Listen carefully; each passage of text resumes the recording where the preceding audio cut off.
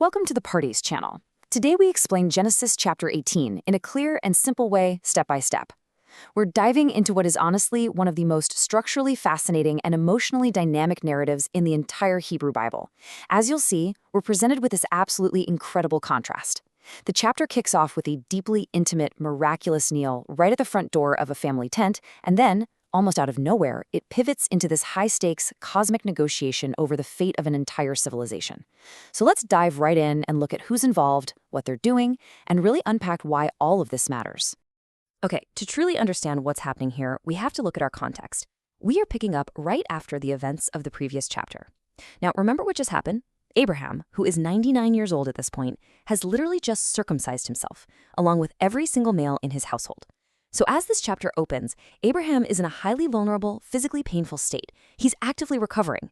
You really have to keep this physical vulnerability in mind as we watch what he does next, because it makes his actions absolutely astonishing. This chapter throws him right into a test of extreme hospitality, which is then immediately followed by the central moral dilemma of his entire life. So the story opens with the Lord appearing to Abraham near the great trees of Mamre. Notice the setting here. The text specifically tells us it's the heat of the day.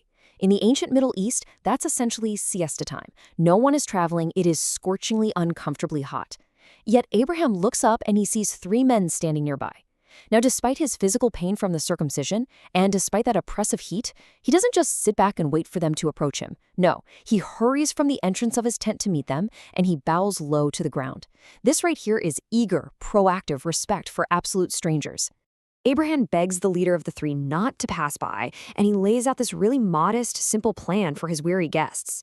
First, he says he'll fetch a little water. Second, wash your feet, which, was a absolutely crucial comfort for dusty travelers walking around in sandals back then. Third, rest under the shade of the tree.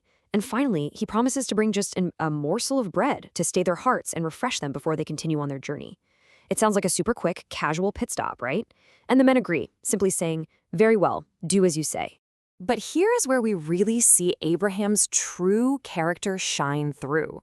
He promised a morsel of bread, but look at his actual actions. He hurries into the tent to Sarah and asks her to prepare roughly 22 liters of fine flour. Let's put that in perspective. That is an enormous amount of food. Then he literally runs to the herd, selects a choice, tender calf, and gives it to a servant to hastily prepare. He brings out curds, milk, the freshly prepared meat, and the fresh bread. He offered a quick snack, but he creates an absolute royal feast for these strangers. And beautifully, he doesn't even sit down to eat with them. He humbly stands by them under the tree, adopting the posture of a servant while they eat. Now we reach a pretty pivotal turn in the story. The visitors finish their meal, and they ask a very specific, highly direct question. "Where is your wife, Sarah?" Abraham answers, "There, in the tent." And then the Lord, speaking through the messenger, delivers this astonishing promise. He says, "I will surely return to you about this time next year, and Sarah, your wife, will have a son." I mean, wow! This is the moment they have been waiting a quarter of a century for. And the text gives us a great little detail here. Sarah is standing right behind him, eavesdropping on this life-altering conversation from the entrance to the tent. To fully understand Sarah's reaction, the text establishes the stark physical reality of their situation. Abraham is 100 years old, Sarah is 90. The text literally points out that she was past the age of childbearing and that it had ceased to be with her after the manner of women. So when Sarah hears this promise, she laughs to herself. And to be clear, this isn't some loud, mocking laugh. It's an internal laugh of pure incredulity. She's thinking, after I am worn out and my master is old, will I now have this pleasure? It's a perfectly human reaction, isn't it?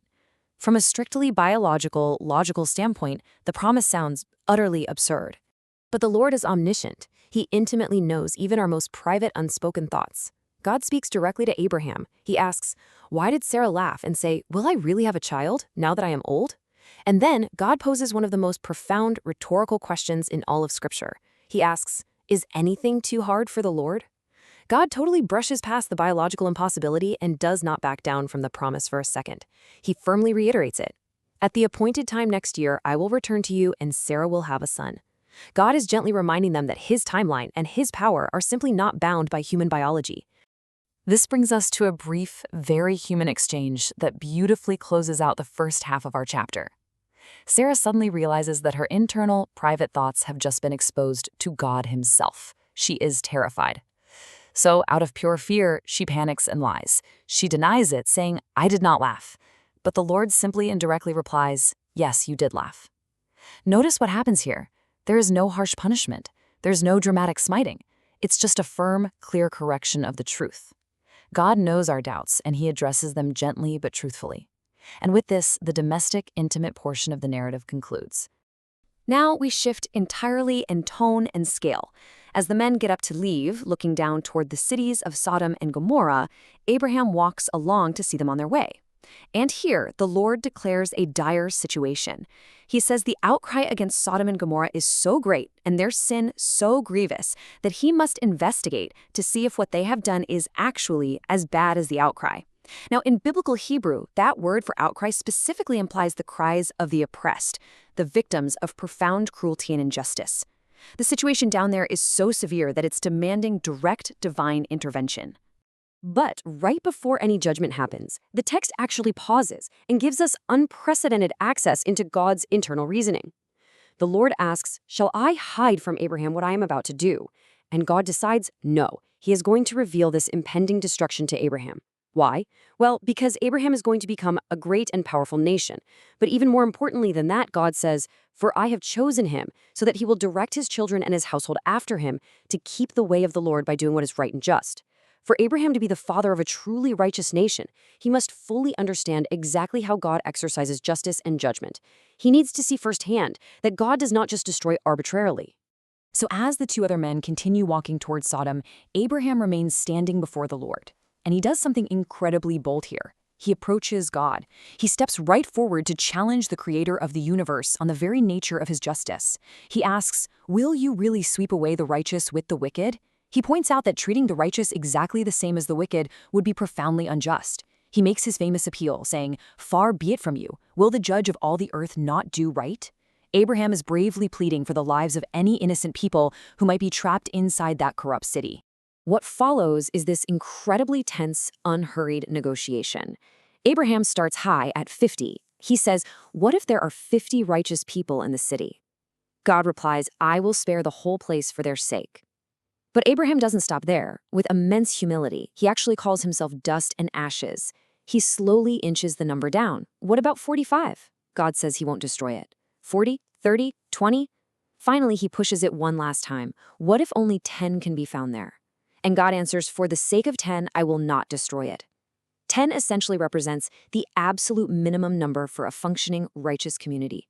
And what we see here is that at every single descending step, God's mercy is vast and consistent. Then, abruptly, the negotiation ends. The Lord finishes speaking and departs, and Abraham returns home. The strict narrative of the chapter ends right here. The terms have been firmly set. If there are 10 righteous people, Sodom survives. If not, it falls. The Lord leaves to enact the verdict, and Abraham walks quietly back to his tent in Mamre. It leaves us hanging with this heavy, unresolved suspense. We genuinely don't yet know if 10 righteous people can actually be found down there. Moving into section 4, clarifications and explanations.